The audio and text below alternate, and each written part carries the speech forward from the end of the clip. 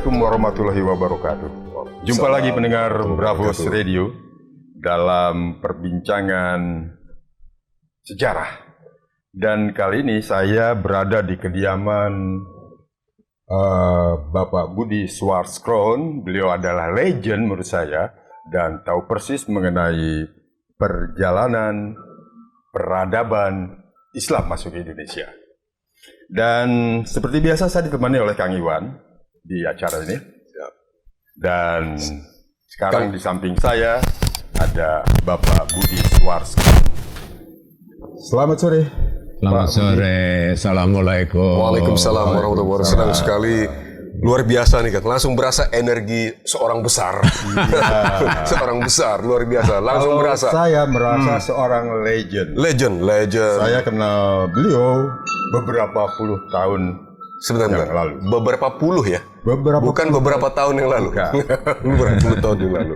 Luar biasa. Ya, Kang Budi, saya biasa menyebut Kang Budi. Kang Budi, saya tertarik dengan apa yang ditulis oleh Kang Budi Swartskroon di sini adalah polemik definisi wali. Nah, di sini banyak menceritakan, Kang Iwan, Luar biasa. kapan peradaban Islam itu masuk ke Indonesia. Dan itu akan menyangkut sedikit-sedikit dengan Wali Songo yang pernah kita perbincangkan di episode sebelumnya. Iya. Kang Budi bisa cerita, silahkan Kang Budi.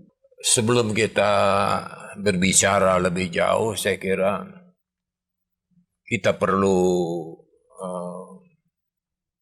menggambarkan bagaimana definisi seorang wali. Ya. Allah dalam Al-Quran menjelaskan, Ala awliyallahi la khaufun alaihim wa lahum yahzunun. Ya. Bahwa ada golongan-golongan orang menurut Allah itu yang sudah tidak punya rasa khawatir dan tidak punya rasa takut. Gambaran lain, ciri-ciri wali itu tawalat afaluhu ala muwafiqatihi. Dia orang yang sudah menjalankan dan melaksanakan semua permufakatan dengan Allah. Kita sebetulnya orang awam mayoritas tidak menyadari bahwa dalam sholat itu kita banyak janji. Ya. Janji untuk menyerahkan hidup mati kita pada Allah. Janji bahwa apa yang kita inginkan itu mintanya cuma sama Allah, gitu kan. Itu kan permufakatan. Kita sering melanggar permufakatan itu. Kemudian kalau tidak salah pernah dipertanyakan. Ada katanya berdasarkan pandangan orang lain bahwa Panglima Chen Ho itu adalah seorang wali. Ya? Misi Chen Ho ke sini adalah misi diplomatik.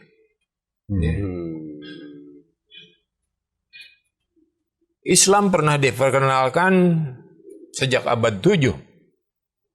Tapi cuma sepintas melalui pedagang-pedagang Gujarat. Ya. Mulai disebarkannya itu di Aceh dulu. Karena itu Aceh disebut sebagai Serambi Mekah. Ya. Sedangkan Cina lebih dulu dari masuk Islam daripada Indonesia. Itu yang perlu ini. Cina lebih dulu. Nah, tapi pedagang-pedagang Islam masuk pertama juga ada yang menurut versi jalurnya itu pedagang-pedagang Cina. Biasanya di pantai utara Pulau Jawa. Tapi misi mereka kan tadinya cuma dagang, bukan menyebarkan. Jadi begitu. Kemudian baru pada era Wali Songo, ya karena tadinya awal-awalnya itu kan kesulitan pedagang Cina, kesulitan pedagang India itu akar Hindu begitu kuat Di negeri kita ini. di Nusantara. Nusantara. Di Nusantara. Barulah pada era-era Wali Songo dengan pendekatan kulturalnya, dengan pendekatan budayanya, ya, itu mencoba memasuki, bukan cuma gamelan dan wayang. Kalau lihat di situ ada wali yang mengajarkan melalui dagang juga. Ada wali yang mengajarkan melalui cocok tanam, harus begini. Pendekatan mereka itu sangat sangat kultural, kompromis. Seperti sekarang tebu ireng kan, pernah dengar tebu ireng? Pesantren besar. Itu begitu istilahnya, nuansanya tuh santri. Iya. Tebu ireng itu tadinya perkebunan tebu. Sehingga namanya ada tebunya. Disebut ireng karena memang dunia hitam lengkap di situ. Bukan tebunya yang hitam. Masyarakat. Kehidupannya. Perjudian, pergaulan bebas, pelacuran terselubung tadinya. Nah, masuk ke situ wali tidak langsung ojo ngono loh.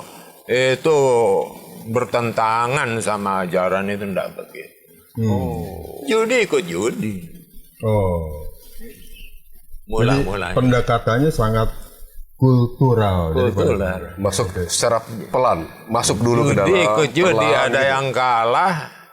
Wali bilang, coba sebelum kamu lempar duit, baca bismillah dulu. Diikuti, menang. Besoknya datang lagi ke situ,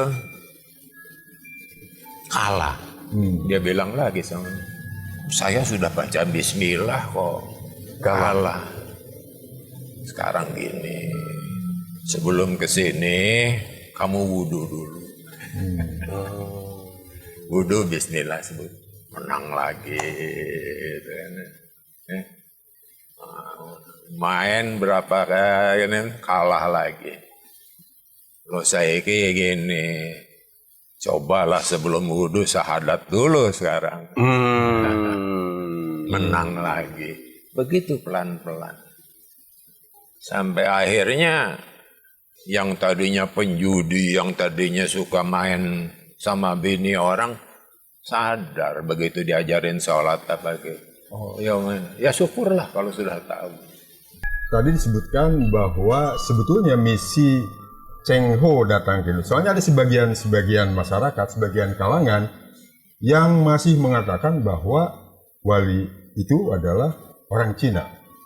Ya, itu masih berkembang di masyarakat. Dan tadi disebutkan oleh Kang Budi bahwa sebenarnya misi Cheng Ho datang ke Indonesia itu adalah diplomatik.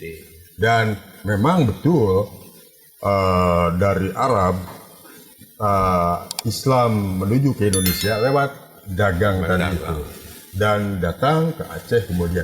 Tapi bukan tidak mustahil kalau Islam itu juga datang ke daratan Cina, dan di sana juga lebih dulu pastinya akan. Ya, jadi begini, orang Cina itu pedagang ulet. Pedagang ulet ya. Sebelum pra-Islam dia sudah berdagang. Sudah Sudah ada jalur sutra ya Pak Budi. Ya, jalur sutra. Sampai ke Arab kan itu kan. Iya. Itu Quraisy kaya itu kan bajunya sutra. Sutra Cina, betul. Apa namanya, Abu Jahal pakai sutra Cina. Terkenal kan dia karena dia ningratnya Quraisy, betul Pak Budi. Kalau kita dengar riwayat begitu kan. Jadi memang sudah biasa mereka berinteraksi dengan pedagang atau katakan kaum Cina ya Pak Budi. Karena perdagangan. Artinya menyambut. Tidak salah juga ada yang mengatakan, belajarlah Ya, Ke negeri utlubul Cina. ilmu. Sampai ke negeri Cina. Bizin ya. Oke. Memang sana. Oke. Karena ternyata juga benar Pak Budi baru ingat Kang, salah satu sahabat Rasulullah itu yang mendapat utusan katakanlah perintah langsung dari Rasulullah untuk mengembangkan Islam Ya. ke Cina. Iya. Dimakamkan di sana kan gitu. Ya karena begini anunya. Rasulullah itu meskipun buta huruf, ya, dia menitik beratkan ilmu. Luar biasa. Dia menitik beratkan akal. Karena seringkali Ya, sampai dia bilang, lam aklolahu, lam dinulahu. Kalau engkau tidak punya akal, tidak ada agama dalam diri. Jadi ilmu itu di ini. Dan itu perdebatannya itu kan ajaran pertama yang didapat Rasulullah itu kan Iqra. Ikro ya. baca. 3 kali malaikat Jibril menunjuk kepada Rasulullah. Iqra. Rasulullah bilang, mana biqari? Iqra, mana biqari? Aku tidak bisa membaca. Tapi ditunjuk itu hatinya. Oh.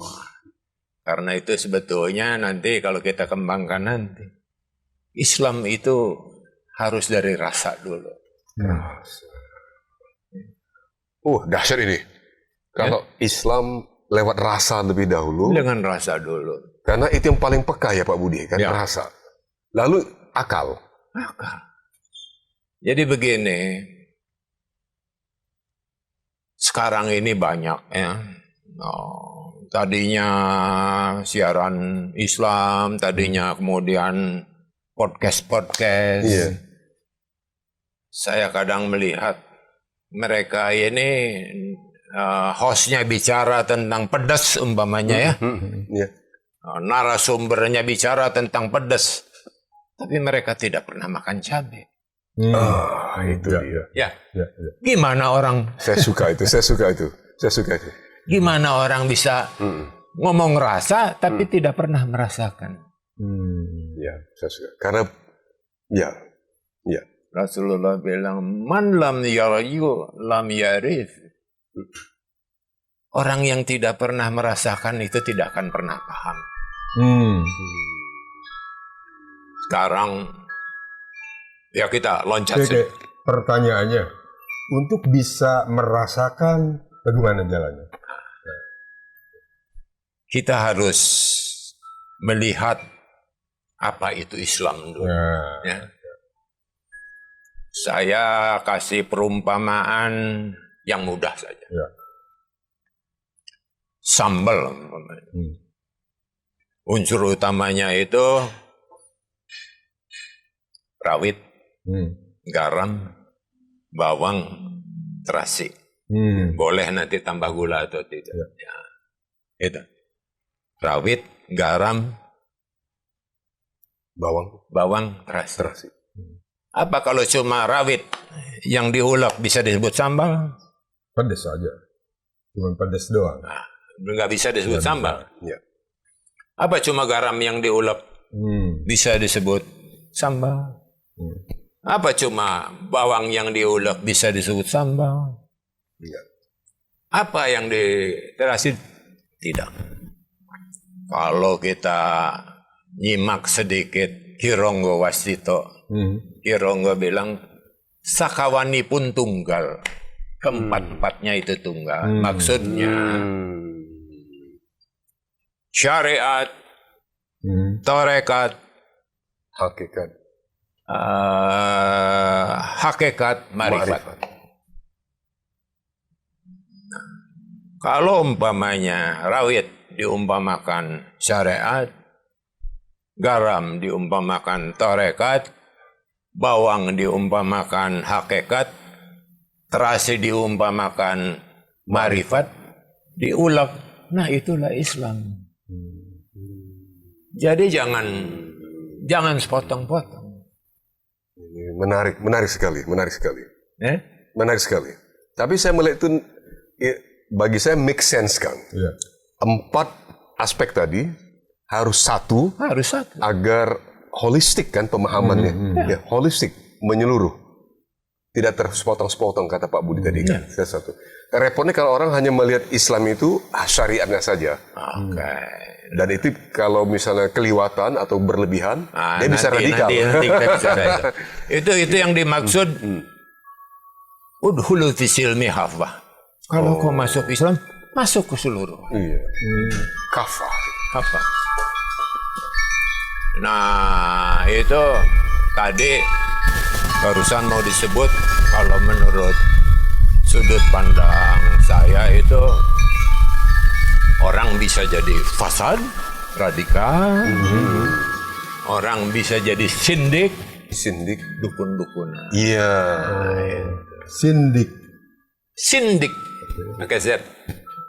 Sindik. Jadi begini, man tafaqaha, barang siapa yang menjalankan fikih bigoiri tasawufin, menjalankan fikih, menyepelekan masalah tasawuf, itu tafasado, dia akan cenderung jadi radikal, hitam putih.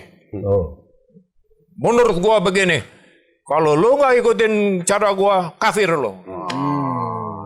Itu fenomena seperti itu banyak muncul belakangan. Ya, di negeri kita.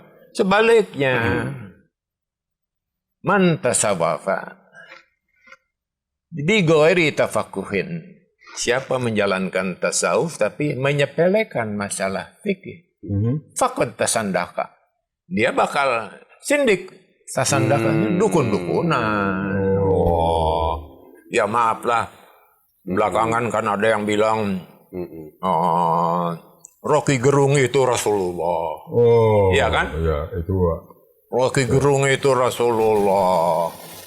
Soekarno itu Soeharto itu wali yang ke-10. Nah, itu. Jadi lebih jelas memahami dari sudut pandang Pak Budi barusan, Kang, tentang fenomena Kenapa yang orang belakangan jadi berkembang di begitu? Indonesia. Kenapa orang menjadi begitu?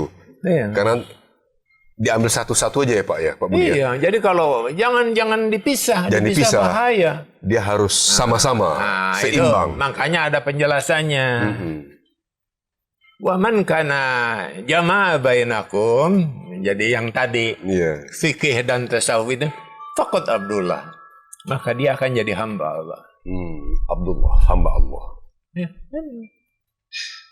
Sekarang kan terus orang ngawur. Ada kemarin si Agim bilang, aku pernah bermimpi ketemu Rasulullah. Kemudian si Yusuf Mansur bilang, aku melihat Rasulullah di jok belakang mobil aku. Kok berani? Ya, sebelum masuk ke situ, Kang Budi. Tadi kan sudah dicontohkan syariat dengan karekat. Dua lagi sekarang marfiat dan hakikat. Hakikat dan marifat. Itu bagaimana tuh?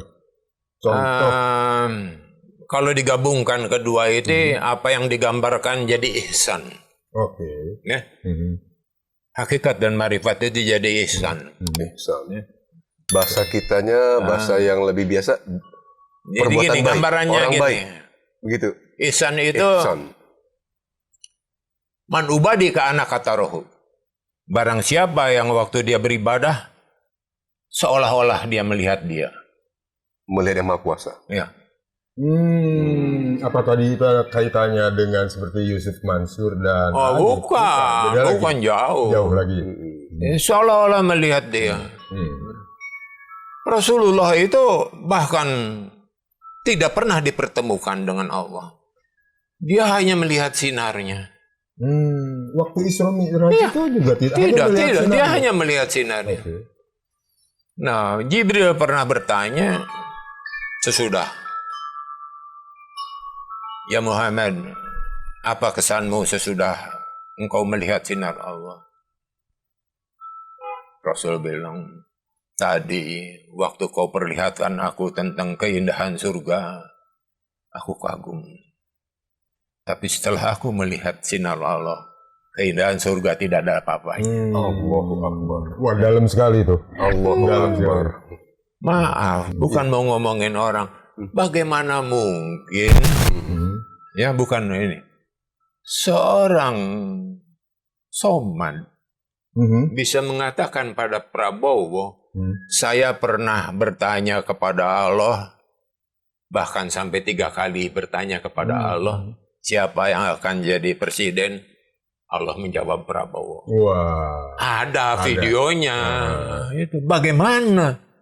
Yang namanya Rasulullah aja cuma Apa barangkali Pak Budi yang dimaksud oleh Somad, Somad maksudnya kan Pak Budi, itu mungkin jawaban yang dia dapatkan dalam istikharahnya barangkali. wah, nggak mungkin. Bukankah Jangan jawaban yang kita dapat waktu istikharah itu datang dari Allah? Bukankah begitu? Mungkin saya salah. Bukan begitu. Maksudnya istiqoroh itu apa itu? Ya. Kang Budi. Maksudnya istiqoroh itu apa? Coba. Istikharah. Oh, istiqoroh. Istikharah itu petunjuk. Wah. Nah, Kan sholat kan, Petunjuk. minta petunjuk kan? Ya. Kita petunjuk. istikharah. Dan belum tentu petunjuknya itu benar. Nah. Sekelas Syekh Abdul Qadir Jailani aja. Ketika dia sedang beribadah, dia mendengar suara. Ya Abdul Qadir, ana robakum. Ahbatulaka muharramat. Hei Abdul Qadir, aku Robimu, Rob yang menjadikan engkau. Untuk engkau karena kehusudan di jalan engkau, tidak ada yang haram lagi.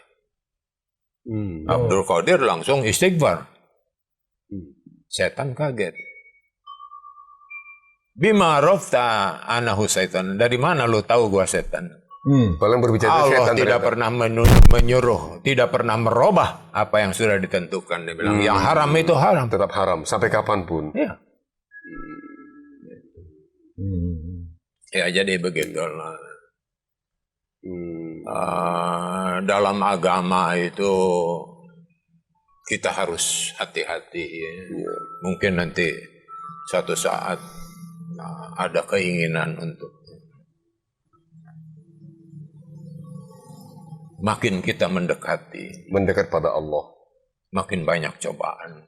Itu benar tuh, Pak. Saya sudah Itu benar Pak Budi ya. Semakin kita ingin mendekatkan diri pada Sang Khalik kita, kepada Allah Azza wa Jalla, semakin banyak cobaan itu dalam makin hidup. cobaan. Jangan dikira Bukan wah, lebih mudah hidup lebih. wah gua udah tingkat Cobaan dalam arti apa namanya? Dalam kehidupan Kang. Alam, natural, atau cobaan gaib atau segala macam. segala sesuatunya begitu. Seolah-olah menjadi susah, sulit, Oke. termasuk jalan rezeki gitu. Oh, Saya dengar semua. gitu. Semua. Semua. Pak Budi, kalau boleh berada nih Kang, saya penasaran. Tadi Pak Budi mengatakan bahwa mengenai definisi wali, tadi di awal tadi Pak Budi mengatakan bahwa diantaranya itu mengutip dari Al-Quran juga bahwa definisi seorang wali atau aulia dalam Islam itu adalah seseorang yang telah menjalankan permufakatannya, telah menjalankan dengan sepenuhnya permufakatannya dengan Allah Sang Pencipta. Jadi betul-betul seorang individu yang tidak punya ambisi lagi gitu kira duniawi. Nah, kalau kita berbicara khusus Wali Songo itu yang dikenal oleh orang kita Kang saat ini kan adalah Wali Songo yang 9. Walaupun banyak versi mengatakan Wali Songo itu ada banyak atau lebih dari 9 orang yang dikenal sekarang. Tapi terlepas dari perdebatan itu dulu. Faktanya hari ini adalah Wali Songo dikenal oleh mayoritas masyarakat Indonesia seperti yang 9 itu sangat dihormati. Orang juga terus mengirimkan doa kepada masing-masing wali, berziarah dan seterusnya. Artinya juga karomah para wali juga masih ada. Misalnya ekonomi yang berjalan di sekitar wilayah makam para wali sendiri, dan apa yang diyakini para wali itu melalui murid beliau itu mempelopori munculnya pesantren-pesantren. Tetapi ternyata sesuatu yang dimulai seseorang yang sudah tidak memiliki ambisi lagi, sampai hari ini ratusan tahun kemudian masih dirasakan manfaatnya. Artinya dia sukses besar, Pak Budi, sukses besar.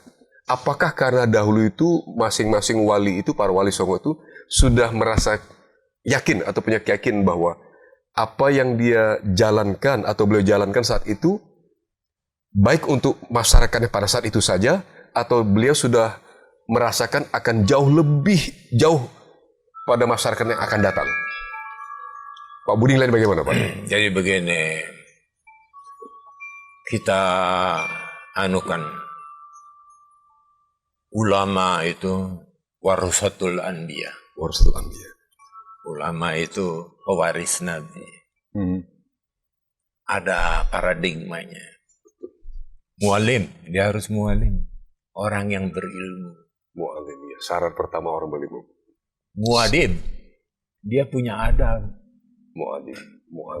Muslihun, dia harus soleh, bersih. Mujadid, dia harus ada pembaharuan. Punya pembaharuan. Mujadid itu dipahami dalam konteks pembaharuan. Semangat pembaharuan. Bukan perjuangan itu iman akum, itu salah satunya, memperbarui keimanan. Mujadid. Itu mujahid. Ya, mujahid itu bukan jihad, itu bukan. Jangan dia katakan jihad itu ngangkat pedang. Berjuang, memperbaiki nasib. Betul. Umatnya harus diperbaiki nasibnya. Harus dipahami dalam konteks itu ya, Pak Budi, mujahid itu. Iya.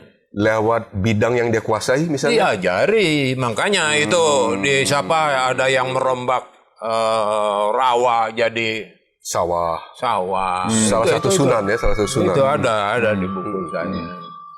Jadi ada pembaruan. Mualim, muadib, murabbi, muslihun, mujahid.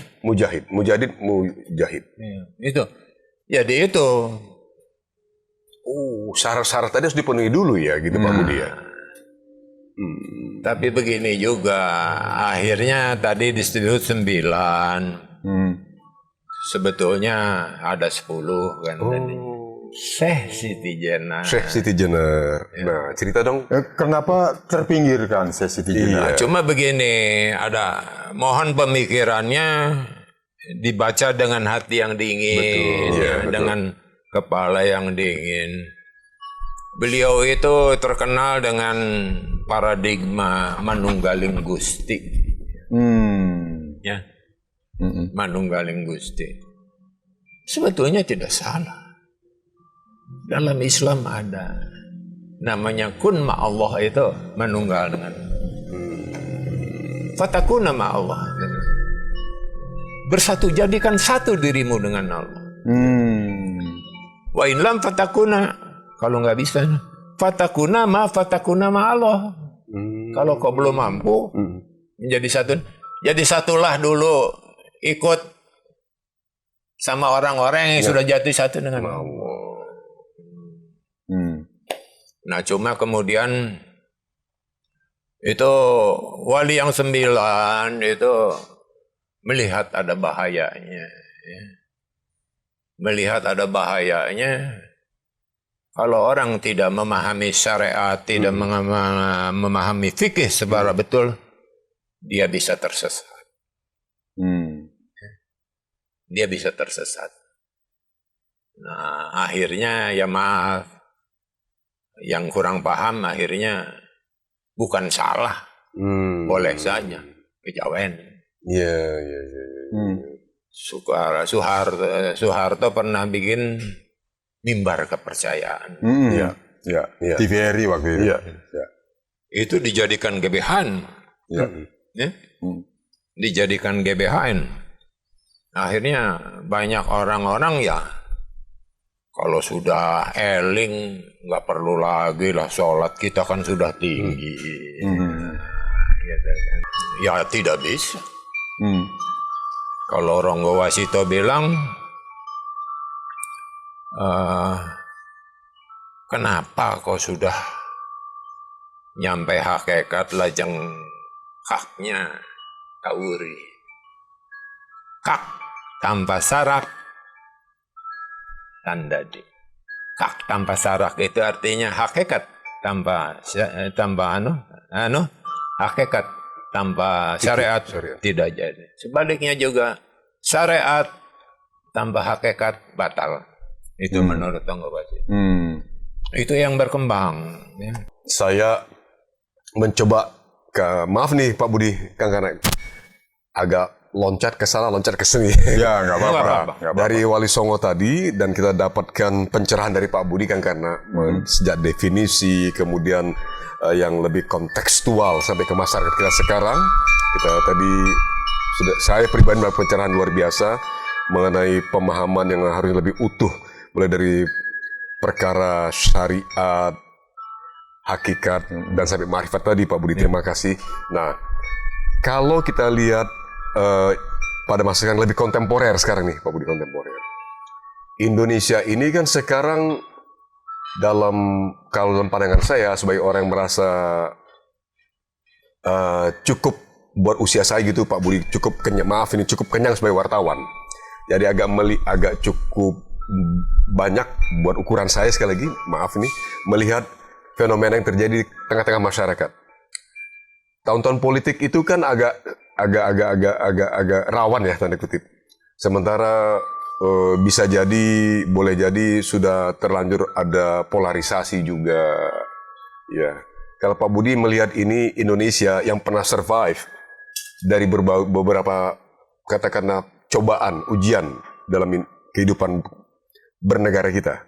Contoh peristiwa G30 PKI, kan kita survive dari situ.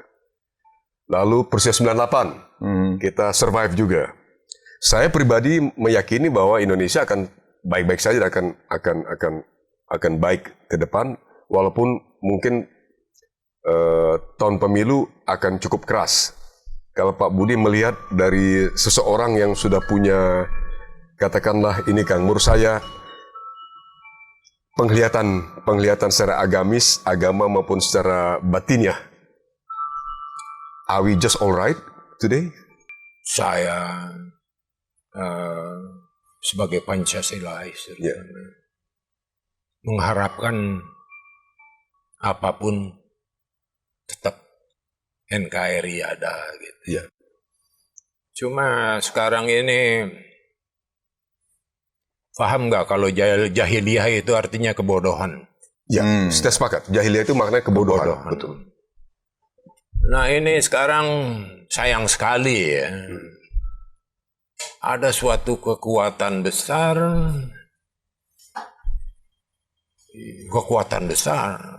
yang mencoba menggambarkan sesuatu yang normatif, ya, digambarkan jadi destruktif. Ya, ada kekuatan besar. Contohnya gimana Pak? Ya, intinya ya karena ambisi begitu, ingin menyalahkan orang, ingin menjatuhkan orang. Jadi ada kekuatan besar. Kalau menurut David Hume itu mob crime, ya. Mob crime. Suatu gerakan kriminal yang mencoba yang jelek jadi bagus, yang bagus yang jelek dibagus-bagusin, yang bagus dijelek-jelekin. Kalau menurut Plato itu penyesatan mayoritas. Ya. Nah, sekarang kan masyarakat kita jujur aja, terutama akar bawah itu mudah diumbang-ambing. Ya. Kalau yang diberitakannya umpamanya yang dia dengar yang destruktif jadi normatif, ya dianggap benar. Itu akan dianggap benar. Ya. Atau sebaliknya. Jadi kita mengharapkan karena begini, yang dilihat itu ya maaf, kebetulan ya masyarakat kita tuh masih menganggap kalau Arab itu paling Islam. Ya bukan saya bicara rasis, ya. Bukan saya bicara rasis. Padahal Kang Budi ada juga Arab-Arabnya dikit. Iya. Saya paling, kalau you baca di ini, saya paling menentang. Oh. Ya. Paling menentang. Apalagi nanti saya ini kan ulamanya, ada ulama Timur Tengah itu mengatakan, yang namanya kafir itu sebetulnya bukan yang berbeda keyakinan. Tapi orang yang tahu agama, ya, kemudian memutarbalikan hal itu tadi yang destruktif jadi normatif, itu yang namanya kafir. Itu yang mengucapkan seorang ulama itu. Ya, nanti saya cari. Iya. Nanti saya cari. Iya. Itu Jadi ya, diulang. Orang yang tahu agama memutarbalikkan agama. Iya. Jadi hal yang destruktif atau yang Destruktif buruk jadi normatif. menjadi normatif atau baik. Itu adalah kafir. Itu. Ya kalau Al-Ghazali dalam Ihya Ulumuddin mengatakan kalau ulama sudah bulak-balik ke pintu Umaro, bukan ulama lagi, maling. Jadi kalau ulama udah dekat dengan kekuasaan. Ya, Kalau bulak-balik pintu itu cuma metafora. Metafora. Maksudnya lebih dekat kepada penguasa. Itu yang mengatakan Imam Ghazali ya, Pak Budi ya. Imam Ghazali mengatakan itu. Dikaitkan dengan keadaan kita sekarang ini, apa terlihat itu? Sudah muncul ke permukaan? Sudah lama. Sudah lama. Itu yang munculnya, munculnya isu Chen Ho seolah-olah wali juga ada maksud tertentu. Betul, ya. Islam dari Indonesia tuh tadinya belajar dari Cina, sekarang lu pada belajar dari Arab dah. Gitu kan. Paham? Iya. Ya taruhlah umpamanya daripada lu percaya mana Chen Ho sama Habib Rizik umpamanya. Dari buku ini tadi sempat terbaca, Kang Budi. Mereka datang tadi itu diundang oleh kita, sempat kita berbincang sedikit. Penjajah. Nah, itu bagaimana ceritanya itu? Jadi itu begini, begitu waktu itu boomingnya ya. Cengkeh, pala dan sebagainya itu salah satu raja Ternate, nanti bisa lihat di Google, Abu Lais, mendekati pedagang dan panglima Portugis, Francisco Ayala. Tuan, kalau Tuan mau membeli rempah-rempah lebih mahal dari saya izinkan bangun benteng. Diizinkanlah Bandung Benteng, belum sampai 5 tahun, wabah sipilis menyebar. Banyak perempuan hamil di luar nikah. Kemudian keluarga besar Ternate mencoba melawan. Pertama Abu Lais dibunuh dulu. Sama keponakannya.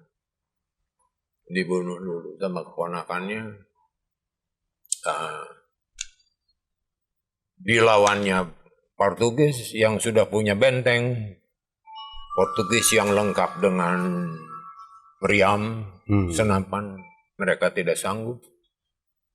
Akhirnya diutus Kesultanan Ternate mengutus untuk menghubungi VOC. VOC bersedia, tapi tentu dengan imbalan. Portugis kalah. Tapi kemudian VOC menguasai Indonesia Timur sampai mulai ke barat, menguasai Pulau Jawa. Justru mulai dari Indonesia Timur, Pak Budi ya, yaitu Kesultanan Ternate pada masa itu mendengar cerita tadi. Ya, ini fakta sejarah kan. Ya, pada abad ke-15 itu sebetulnya kan peradaban Islam juga sudah masuk. Dan tadi di Kesultanan Ternate kan. Dan pada saat itu tadi kolonialis yang bakal menjajah itu sebetulnya diundang oleh mereka dan berdagang di sana untuk kebutuhan mereka, pala, cengkeh dan segala macam. Nah, kalau dikaitkan dengan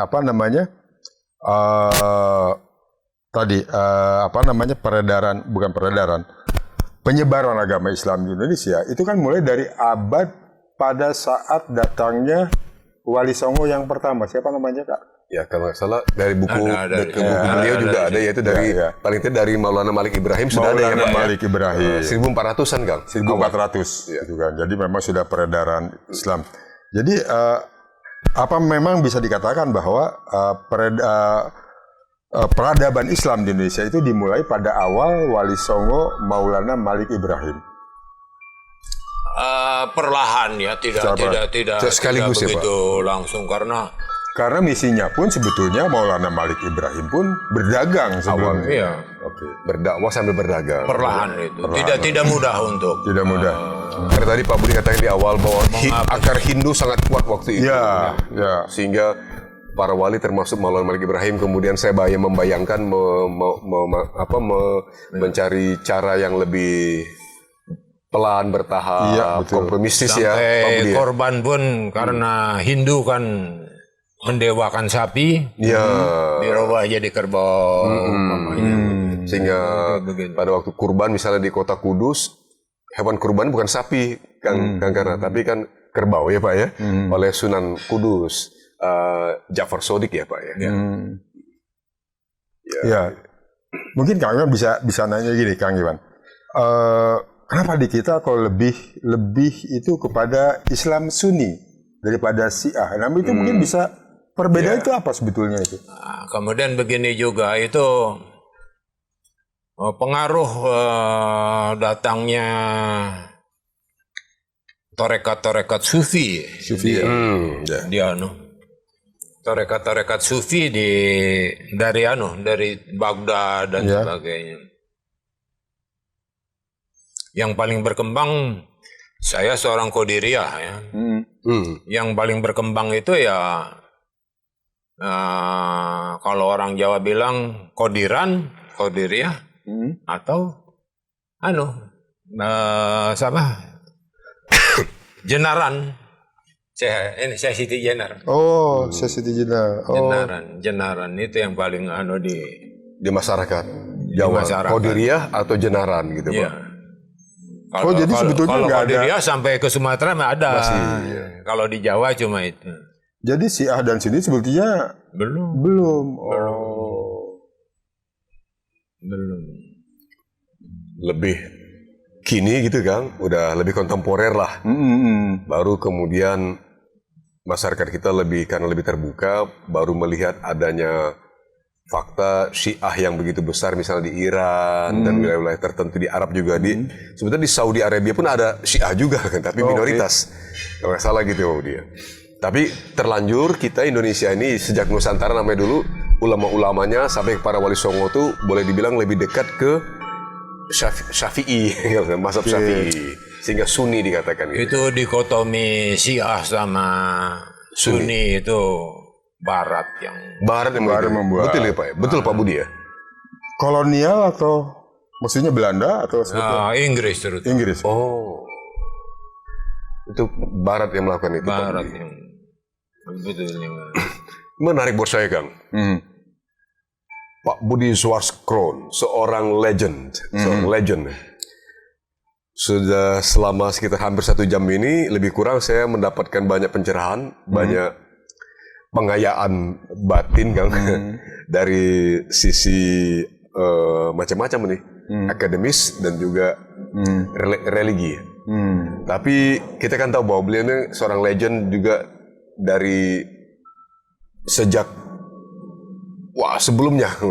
Nah sekarang pengen tanya nih Pak Budi, boleh diceritakan apa sih yang membuat seorang Pak Budi Zwaskroon itu seorang yang tadinya lebih dekat ke dunia seniman dong, ya kan? Pekerja seni film, jangan tanya lagi ya kan Pak. Sejak zaman tahun 50-an udah terlibat dalam produksi film, 60-an, 70-an sampai di TVRI ya Pak, ya Kang ya, sebagai sutradara, penulis naskah, lengkap sekali beliau nih, paket komplit kalau istilah saya Kang. Tapi kemudian dan berkarya dengan lukisan-lukisan, luar biasa nih, buat saya luar biasa. Itu tentu saja ada kaligrafi ya Kang ya, Di belakang kita ini ada kaligrafi. Ini bisa cerita. Ini ada Kang Budi. lukisan yang bisa ini. Kaligrafi ini. Apa yang bisa ceritakan sedikit ini Pak Budi? syahadat. Syahadat. Ya. Apa filosofi Pak Budi berkesenian kaligrafi khususnya? Begini, 82 itu puncak karir saya. Tahun 82. 82. Kerja bukan di sini, saya kerja. Saya tuh sampai punya rumah di Amerika, punya rumah di Kanada, rumah lengkap dengan kolam renang Luar biasa. di tengah puncak itu. Ada keangkuhan dalam diri saya.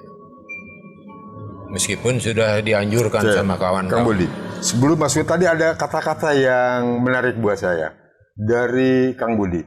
Dari seorang yang angkuh menjadi seorang yang patuh.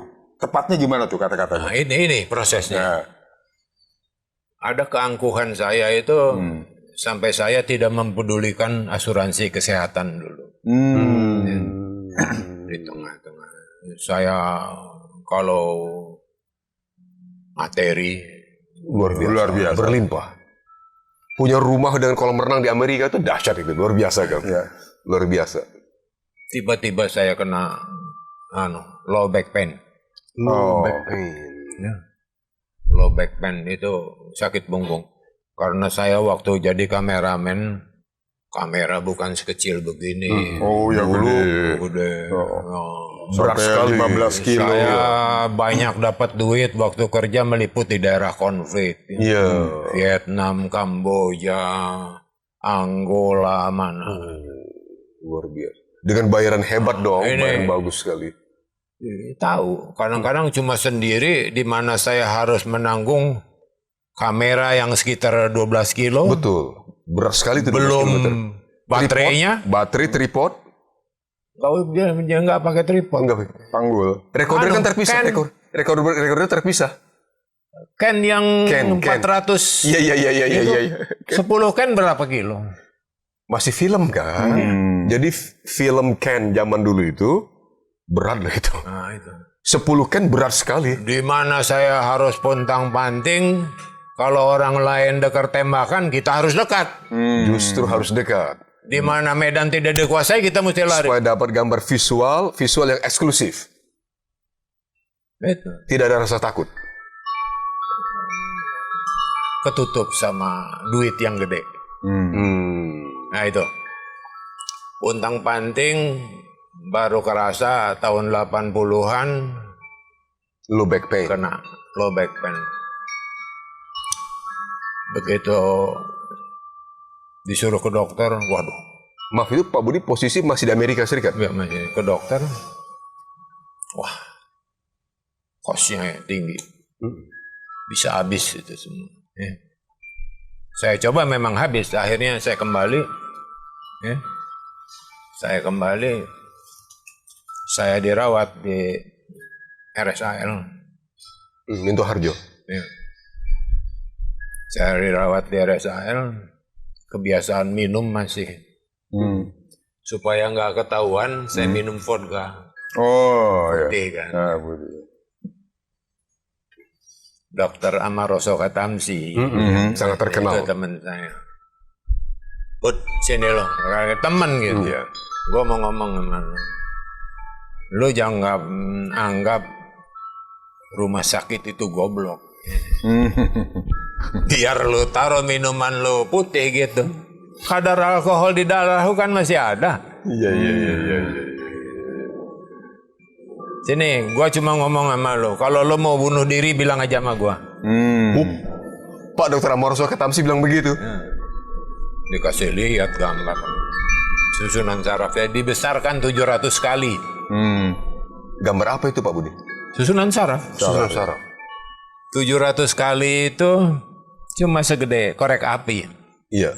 Udah pembesaran 700 kali tuh. Itu cuma segede korek api. Terus itu ada yang terkikis. Oh.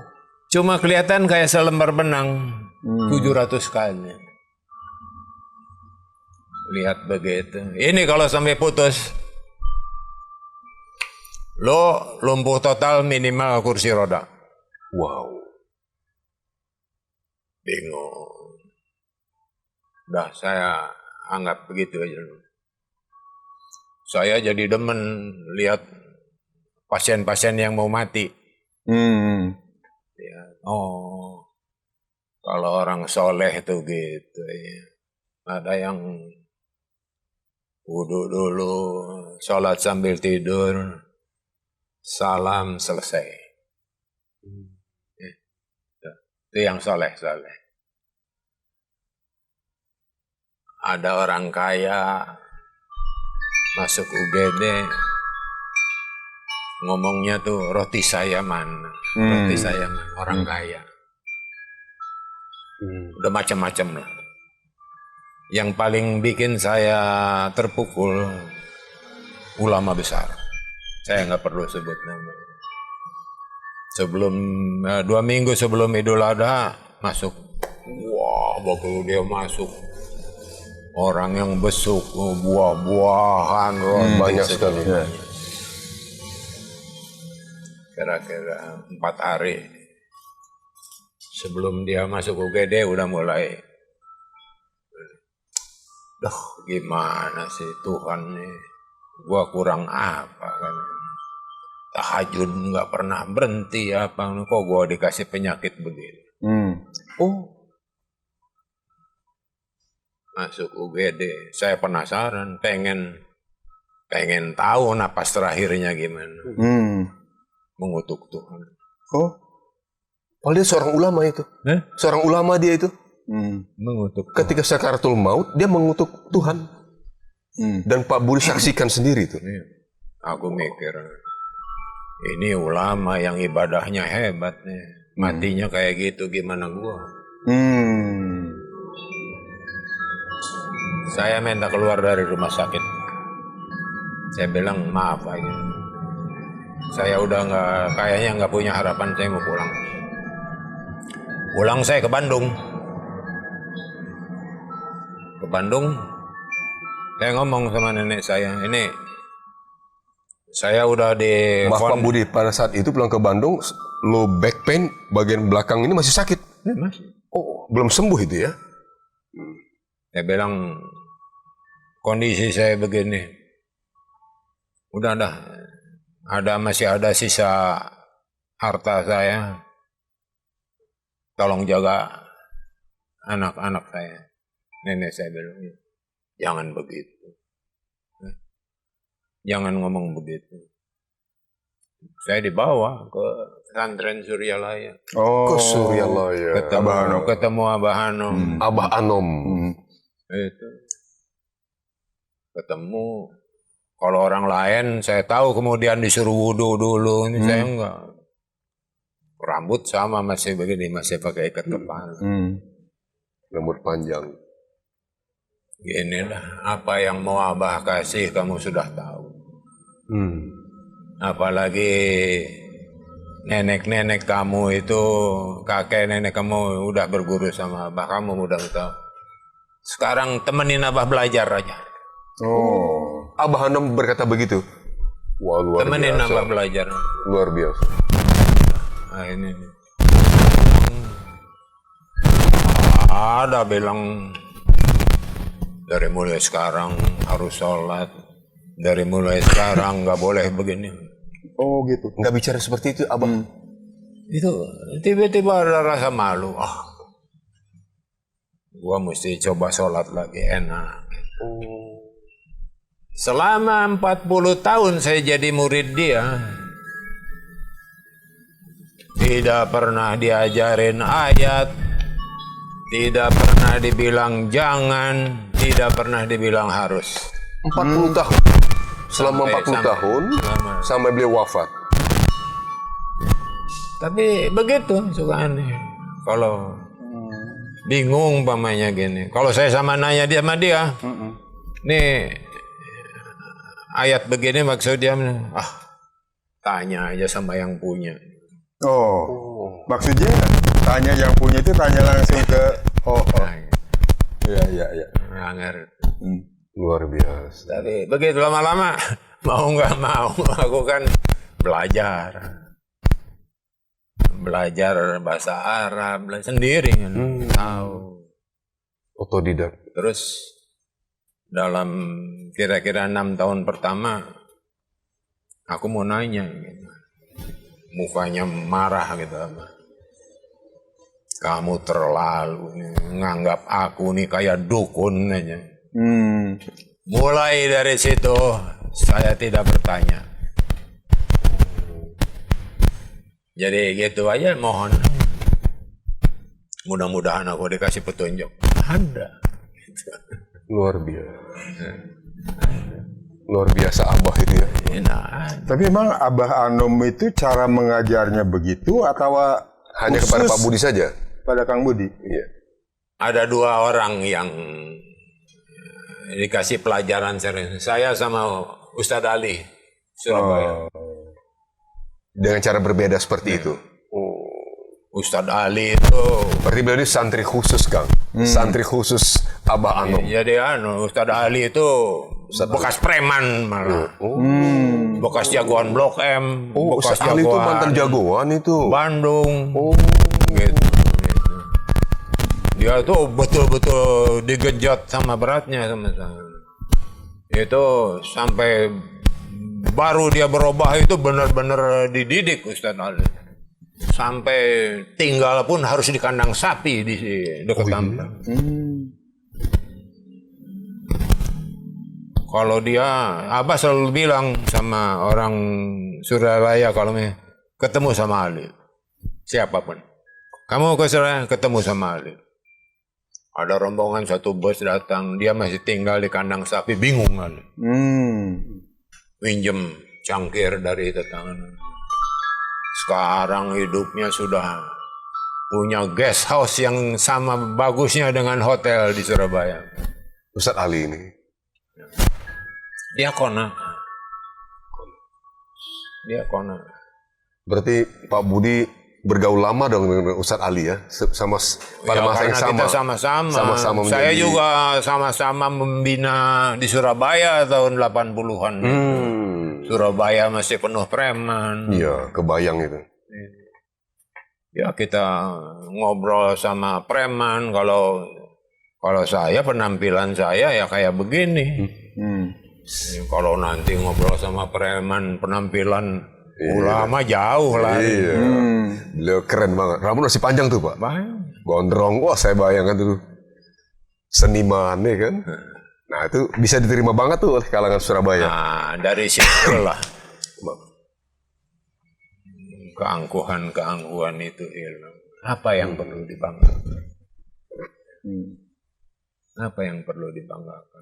Sakit low back pain tadi, bagaimana proses sembuhnya tuh Pak Budi? Setelah di Surabaya, setelah Itu jadi gini. Ternyata secara perlahan akhirnya saya tahu. Sampai Amaroso sendiri heran ketika 3-4 tahun sesudah itu saya main bola lagi. serius. Saya pernah dengar Ditanya begitu, beliau ini punya hobi main bola, Kang. Setelah itu sembuh, main bola. main bola lagi. Pak Dokter Amoroso Ketamsu kaget dong. Kok bisa? Ditanya, lu bisa berobat di mana? Ah, gua nggak ngerti dah. Oh, luar biasa. Sesudah kemudian saya tahu setelah saya ditugaskan oleh Abah mendampingi Dr. Hans Pilman tahun 84. Ya, gitu. Saya bisa bicara Jerman, saya bisa ngomong Belanda, jadi dia tanya sama saya, gua nih bingung katanya, metode di sini nggak pakai obat, tapi aku ikutin, periksa darah dalam 2 minggu lebih bagus, periksa darah ini lebih bagus, kok bisa? Saya nggak bisa jawab karena yang tahu ini dia sendiri yang menemui. Kira-kira 8 tahun sesudah itu, bahwa dalam tubuh itu ada enzim dopamin. Ya, enzim dopamin. Dopamin ini sangat mempengaruhi titik cerebellum dalam otak. Titik cerebellum itu yang mengatur gerakan. Keinginan, emosi, ya. Kita mau buang airnya itu dopamin. Nah, jadi gini, dopamin itu umpamanya seorang perokok. Dopaminnya akan dipengaruhi oleh nikotin.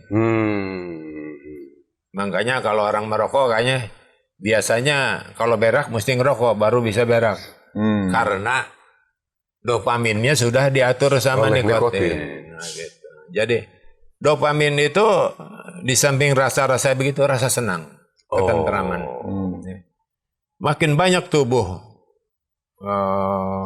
memproduksi dopamin, makin lega. Dan ternyata ginilah, kalau umpamanya punya rezeki yang tidak diduga, plong, Iya, betul. plong, itu dopamin bertambah. Sebaliknya dopamin ternyata tidak hanya berproduksi, dengan zikir pun bisa berproduksi. Terjawab. Itu. Yang jawab Hans Filman. Valdes seorang mungkin non muslim dia. Ya, dia jadi muslim. Bahkan pernah jadi ketua asosiasi Islam di Jerman. Akhirnya mu'alaf beliau. Iya, mualaf. Subhanallah. Itu. Sekarang udah meninggal. Orang Jerman beliau, Pak Iya, Budi. orang Jerman, Hans Filman. Beliau membutuhkan dopamin itu bisa diproduksi Iya. lewat zikir. Dengan ketentraman. Ya, jadi kesimpulannya gitulah kalau dari situ. Jadi orang torekot itu tidak mudah. Mendalami itu. Kadang-kadang jadi orang torekot itu jangan dikira mudah. Kalau minta ikan suka dikasih ular dulu. Jadi nggak aneh. Nggak aneh. Kok susah? Ya, biasa. Kita dicoba. Kalau orang torekot udah. Tujuannya dari tarekat itu apa itu? Tarekat itu jalan. Jalan ya. Artinya jalan. Kalau orang yang tidak suka tarekat mengatakan, lu jangan ngarang, tidak ada tarekat dalam Islam. Berarti dia tidak pernah baca Quran. Di surat Al-Jin ada. La lawis tarekat mas akayanahum manakum ini ma'am. Ambillah olehmu jalan tarekat. Dalam surat Al-Jin nanti cari aja. Antara ayat sebelum ayat 20 mungkin. Kalau kau mengambil jalan tarekat, kau akan dilimpahi dengan air-air kehidupan. Jadi jangan bilang, wah kalau jadi orang tarekat aneh. Nanti bajunya kayak umpamanya. Kayak Rizik Syihab atau apa gitu. Nah, saya begini. Tidak harus begitu sebetulnya. Tidak harus begitu. Ya. Kalau baju itu kan lebih menggambarkan tradisi yang bersangkutan ya, gitu kan? Ya. Gitu Tidak menggambarkan nilai. Tidak menggambarkan nilai. Apa nih Kang? Busana itu tidak menggambarkan nilai, tapi mewakili tradisi.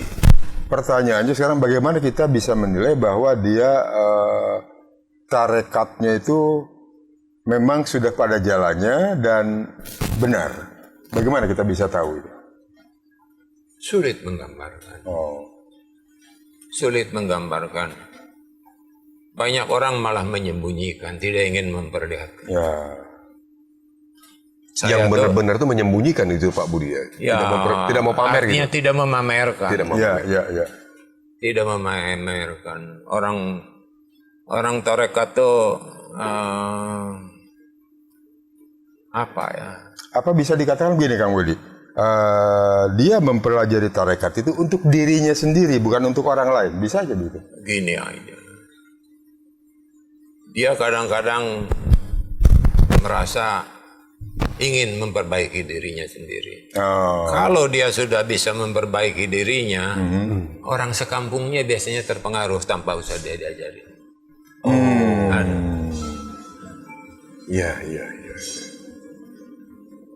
Bahkan ada orang bilang, sekali saja kau mengucapkan insya Allah secara benar, dosamu diampuni.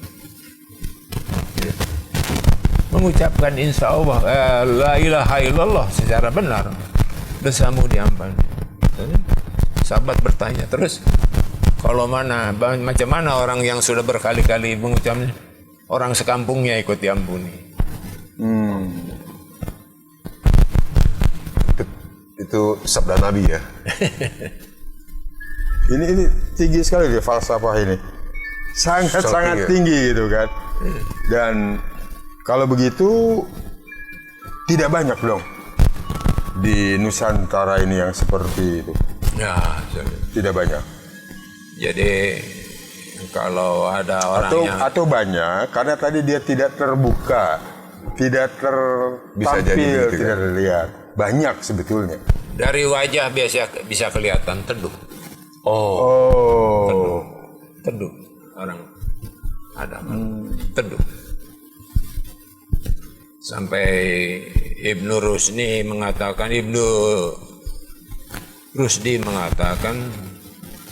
kau jangan bicara soal agama, biarkan aku melihat agama dalam dirimu. Oh. Jadi agama bukan untuk dibicara. Ya, kembali kita pada awal pembicaraan. Ya. Bagaimana kita ngobrol soal rasa? Ya. Kalau kita sendiri tidak pernah makan sambal. Saya suka banget itu. Saya melihat itu sangat make sense. Ya. Banyak orang menggebu-gebu berbicara soal sesuatu yang pedas, tapi nggak pernah merasakan makan cabai sendiri. Ya. Perumpamaan itu luar biasa itu pada hari-hari sekarang ini. Tapi banyak perumpamaannya itu terlalu mudah. Perumpamaan tadi sambal terlalu mudah. Tapi kalau masalah rasa tadi dengan Islam itu sulit. Nah, gimana caranya sekarang itu? Itu yang bagaimana mengenal rasa? Saya mencoba mencari perumpamaan yang mudah deh. Pernah merasakan sholat yang dingin di hati nggak? Ingin, mungkin hanya sesekali pernah saya rasakan. Itu. Kalau ada dingin di hati, artinya kita memang betul-betul kontak.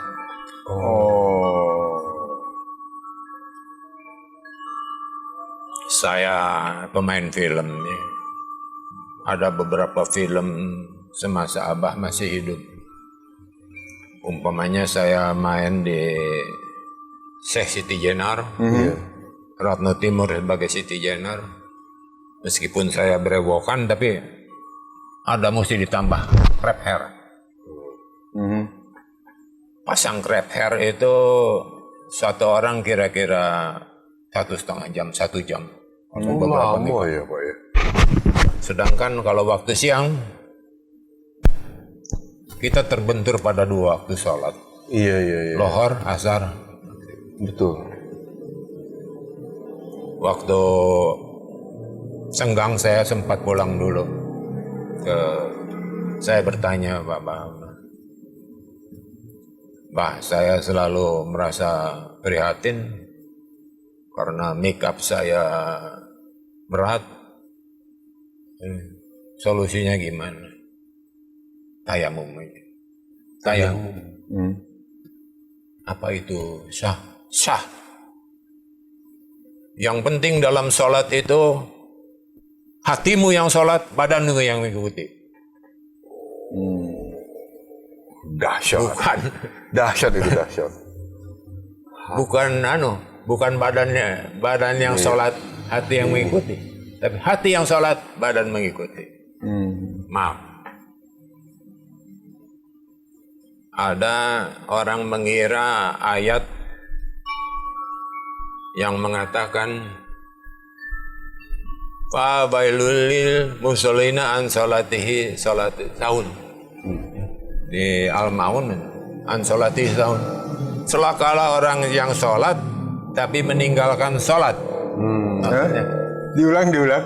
Meninggalkan sholat. orang sholat tapi meninggalkan sholat. Nah, ulama fikih mengatakan itu orang-orang yang menunda-nunda sholatnya. Antar dulu. Itu kata ulama fikih. Ulama fikih.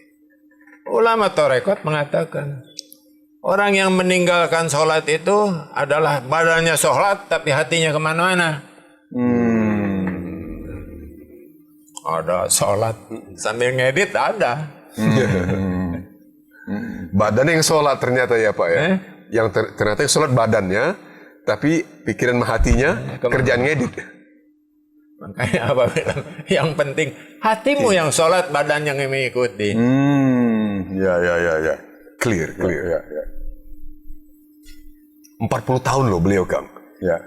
Pak Budi ikut Abah Anom sebagai tanda kutip santri ya Pak Budi ya. Bukan santri, Sebenarnya apa? Kata beliau itu saya menganggap temani satu, beliau, dia temani ayah. Ya ayah. Beliau mengatakan perkataan pada Pak Budi, temani Abah belajar. Kan kata-kata beliau itu.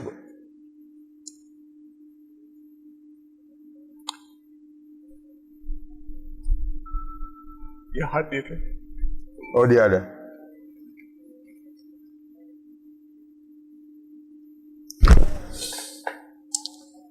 Ayah. Saya anggap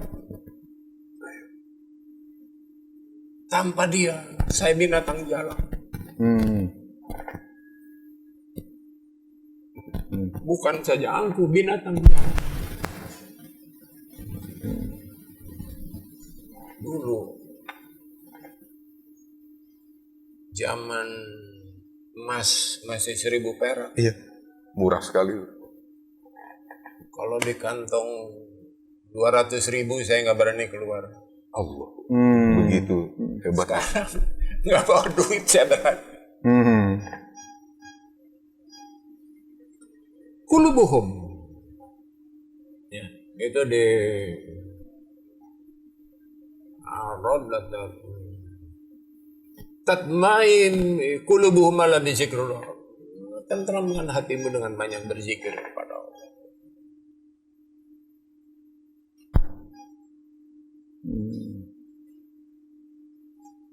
Sulit ya mengerti. Saya tuh kalau lagi betah diusir. Tapi kalau lagi nggak betah ditahan. Luar biasa Abah itu ya. Satu waktu saya tuh kadang-kadang kurang ajar ya. Sudah nggak betah. Satu maghrib, satu persis pengen dia lagi makan, saya permisi. Sengaja Pak Budi, sengaja pamit ketika belum sedang makan. Insya Allah saya mau pulang. Dia selesai beres. Dia nggak jawab saya. Mana si Wawan? Datang Wawan. Wawan, kamu nggak pulang? Besok aja, Bang. Bude, orang lain juga besok pulang. Dan saya dengkel kan. Ginilah daripada barangkali kamu butuh ya, barangkali itu. Abah kasih bekal kamu sholat sunnah hajat. Saya pulang, saya ke pondok. Pertama dalam hidup, saya sholat sambil menangis. Oh begitu. Satu waktu 83. Saya nggak betah. Tiba-tiba, udah kamu pulang. Subuh. Lohar. Kok belum pulang? Gua diusir. Maghrib. Abah bilang pulang. Saya berangkat. Waduh, ngalamin gua diusir. Nyampe ke Jakarta masih Cililin. 9 pagi saya ke Pejompong. panjang jalan. Waduh, ngalamin gua diusir. Begitu sampai ke rumah, unit safety Yenar udah nunggu. Aduh, Mas Budi, kalau umpamanya jam 11 Mas Budi nggak ada, saya terpaksa ganti sama orang lain. Sekarang juga deh, kita tanda tangan kontrak di kantor. Allahu Akbar, jelas ya. Ada maksudnya Abah perintah keras kepada Dia nggak bilang, oh ntar di rumah ada itu. nggak bilang. Saya ngobrol, Mas Budi, ini kebetulan ada ini Mas Bono berhalangan main jadi Sunan Gunung Jati. Iya. Mas Budi Jadi Sunan Gunung dia Jati. nggak ganti. Saya nawarin sebetulnya udah tinggi, Nggak ditawar. Allahu Akbar. Langsung angkanya kontrak begitu Pak Budi. Unit yang tadi nunggu di depan. Jadi Mas minta berapa? Segitu. Oh, kenapa cuma segitu? Ini 2 kali lipat dari itu juga dibayar. Oh. Luar biasa. Kenapa emang ntar aja deh di lokasi saya cerita. Saya nggak pulang ke rumah. Pasar Senen beli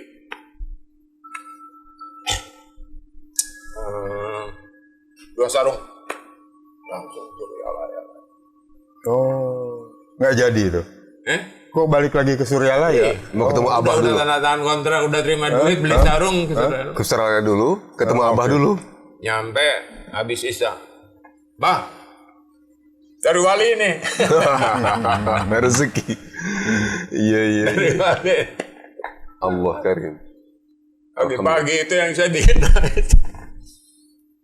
Abah keluar jam 2:30 subuh udah keluar. Jalan. Udah. Lihat nih. Dipakai Allah. Senang ya Pak Budi ya? Itu Dipakai apa? belah. Kain sarung itu yang Pak Budi berikan, dia pakai langsung. Abah Anom yang luar biasa. Larangan. Hati-hati ya, jangan itu haram begini. Nggak pernah ngomong seperti itu, Abah Anom. Ya itulah proses saya. Ada yang mau ditanya? Iya. Kalau dari saya sudah Iya, cukup. terima kasih luar biasa Pak Budi. Mungkin Kang izin Kang, kalau sekarang ini Pak Budi, kalau boleh, mungkin dari saya semacam ini aja, karena penasaran. Pak Budi melewati banyak, katakan fase-fase kehidupan, yang menurut saya itu paripurna, luar biasa. Paripurna, ini izin sambil perbaiki ini ya Pak Kang Budi. Menurut saya itu paripurna sekali, dan terutama babakan atau fase yang begitu signifikan ketika berada di Suryalaya, begitu dekat dengan Abah Anom dan mendapatkan banyak hal dari beliau almarhum yang luar biasa itu, kemudian menjadi Pak Budi seperti sekarang. Apalagi kira-kira yang menurut seorang Budi Zwaskron itu yang masih ingin coba dilakukan, dicapai lagi? Apakah bentuk materialistik, tanda kutip itu kan tidak hanya uang saja, tapi bisa saja misalnya pengaruh terhadap masyarakat sekitar atau sesuatu yang berbeda. Masih ada nggak kira-kira? Pertama, begini ya. Sebaiknya hidup itu punya 2 paradigma. 2 paradigma. Karena kata itu abadan, seakan kita akan hidup abadi, atau karena katamu Tuhan. Kalau kita butuh duniawi, buat-buatlah seolah-olah kau akan hidup selamanya. Kalau kita butuh akhirat, berbuatlah seolah tamu Tuhan. Tamu Tuhan. Jujur, saya punya kegalauan ya belakang ini, terutama penyesatan mayoritas tadi, yang seperti kata Plato ya, mob crime, penyesalan oleh mayoritas. Ya itu. Dulu zaman kita tuh orang ketertarikan datang ke negara keramahan. Sekarang kita kehilangan Tata kerama. keramahan itu. Keramahan. Dulu zaman kita mana pernah sih orang nanya umpamanya ngobrol kayak gini, agama lu apa? Nggak pernah. Ya. Dulu nggak pernah itu. Nggak pernah. Sekarang ada semacam dikotomi, Iya, iya, iya. Muslim non Muslim, atau gitu kan? Ya bisa aja Buddha, Inang, ini tetangga pendeta. Itu kayak gitu. Kita sudah kehilangan. Ya. Saya ingin mencoba memberi gambaran lah dalam beberapa kisah atau dalam beberapa bentuk lukisan ya tentang uhwah itu bukan uhwah Islamiyah, uhwah basyariah, uhwah sesama warga negara. Iya. Ya. Jadi sama ini kayak bagaimana hidup bertetangga Tetangga. dengan Apapun agama tetangga kita. dulu tetangga sini, entahlah, itu mau dijadiin mes pendeta. Saya bilang apa takutnya? Iya, iya, iya. Saya bilang apa salahnya mereka? Iya. Masa lu iman lu bisa gemetar sama yang begitu? Tanya itu. Kemudian uwah basyariah kan, ada juga uwah watoniyah. Watonya. Bersaudara secara warga negara. Basariah watonya. Baiklah tuh Pancasila. Apa itu Bhinneka?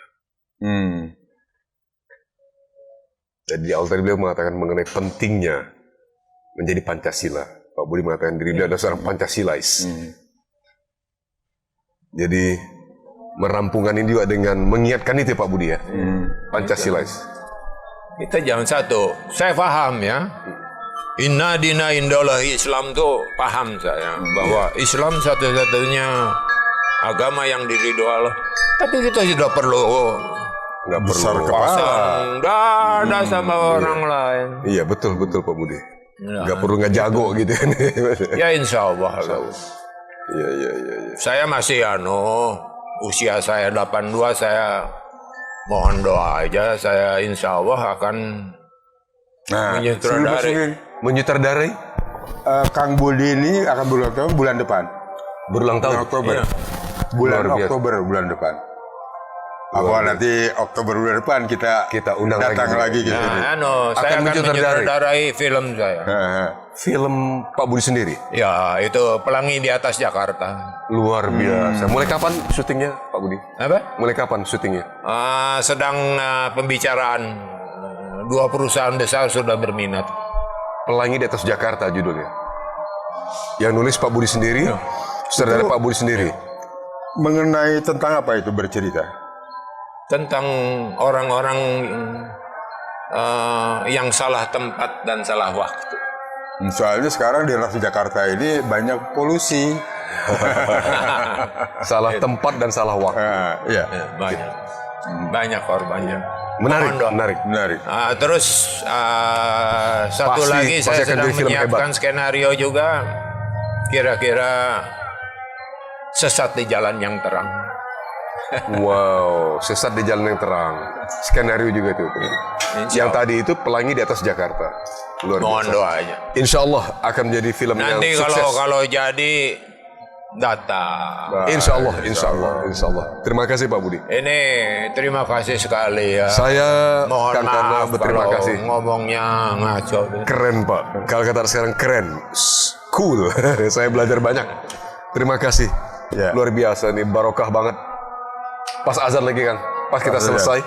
Ya, baik terdengar adzan asar dan itu pun mengakhiri program kita berbincang dengan Budi Suarskon, seorang legend, saya anggap demikian, dan banyak bercerita tadi tentang sejarah Islam, tentang keartisan dan banyak pelajaran yang diambil oleh kita. Kita akan jumpa kembali di lain kesempatan.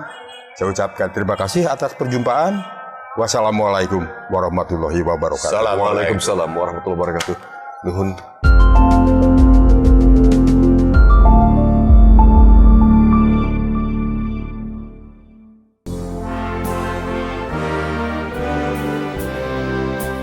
Terima kasih Anda masih terus mendengarkan Bravos Radio dari Batu Ampar 1 nomor 6 Kramat Jati Jakarta Timur. Bravos, Bravos, your digital radio station.